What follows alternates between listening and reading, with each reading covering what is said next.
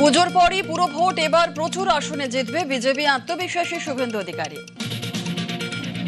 আমরা কর্পোরেশনে প্রচুর সিট জিতবো এবারে। এবার বাংলায় চালু কেন্দ্রের বেটি বাঁচাও বেটি পড়াও স্কিম। নারী সুরক্ষা, শিক্ষা ও ক্ষমতায়নে বিশেষ নজর রাজ্য সরকারের।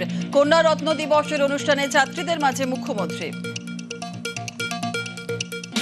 আনুষ্ঠানিকভাবে আজ থেকে বেটি বাঁচাও বেটি পড়াও পালনা স্কিম সহ আমাদের কন্যাদেরকে যুক্ত করলাম, তাদের পাশে থাকার অঙ্গীকার নিলাম।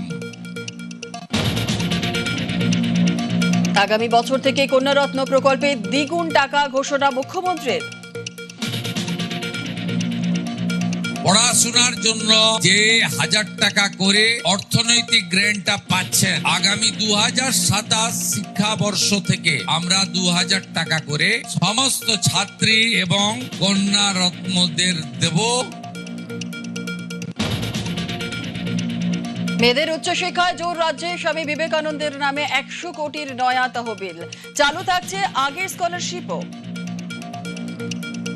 উচ্চতর বা উচ্চ শিক্ষায় বা বিশেষ শিক্ষায় একটি আলাদা তহবিল বরাদ্দ করেছি। স্বামী বিবেকানন্দের নামে 100 কোটি টাকার একটি তহবিল।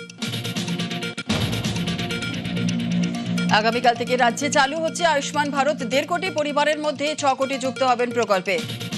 বাকিরা মুখ্যমন্ত্রী স্বাস্থ্য বীমা যোজনার আওতায়। ঘোষণা স্বাস্থ্যমন্ত্রী শারদ মুখোপাধ্যায়ের।